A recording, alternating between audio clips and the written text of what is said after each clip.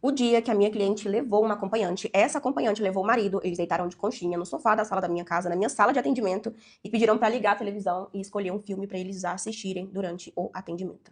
Só quem é nail designer e atende em casa vai entender a história que eu vou contar agora, tá? Quando eu atendia em casa, eu atendia na sala da casa da minha mãe. Não era nem usando outra parte da casa, não. Eu atendia na sala mesmo. Então a cliente chegava, logo que a cliente entrava, ela já entrava na sala da casa da minha mãe. E aí a cliente entrava, tinha um sofá, tinha uma estante pequena com a televisão na frente. Eu tinha uma mesinha e 2 cadeiras de plástico. Gente, eu lembro até hoje, eu tava contando essa história pra uma amiga hoje, eu falei, vou contar pras meninas que provavelmente elas já passaram por alguma situação parecida, ou até pior do que essa daí. A cliente marcou, eu lembro que não era a primeira vez que aquela cliente tinha ido, acho que já era a segunda, terceira vez.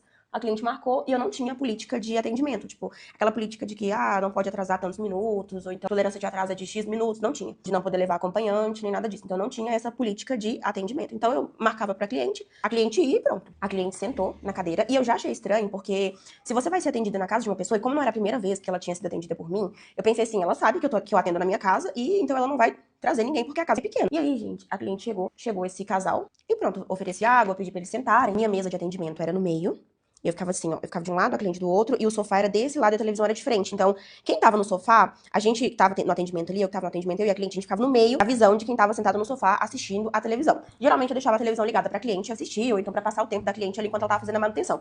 E como eu não tinha muita experiência, eu ainda tinha vergonha de atender a cliente, ficava meio nervosa, então eu ligava a televisão pra deixar a cliente mais confortável e eu também consegui fazer o trabalho ali tranquilo. Esse casal sentou no sofá, eu comecei o atendimento da minha cliente, e aí mais ou menos uns 10 minutos, eles deitaram no sofá de conchinha. Quando eles deitaram no sofá de conchinha, eu já pensei assim, meu Deus do céu, não é possível uma coisa dessa. Lá em casa morava eu, minhas 2 irmãs e minha mãe. E eu falei, tá, beleza, eles deitaram. E eu não tive reação, sabe aquela coisa de você, a pessoa fazer e você não conseguir reagir, você não tomar nenhuma atitude, depois você fala assim, meu Deus do céu, eu devia ter tomado uma atitude aqui e não tomei. Primeiro ponto da história, primeiro ponto crítico, porque a pessoa chegar na sua casa pra fazer a unha e ela deitar no seu sofá de concha com o parceiro dela, já tá errado. Eu achei aquilo um absurdo, mas eu não consegui falar nada.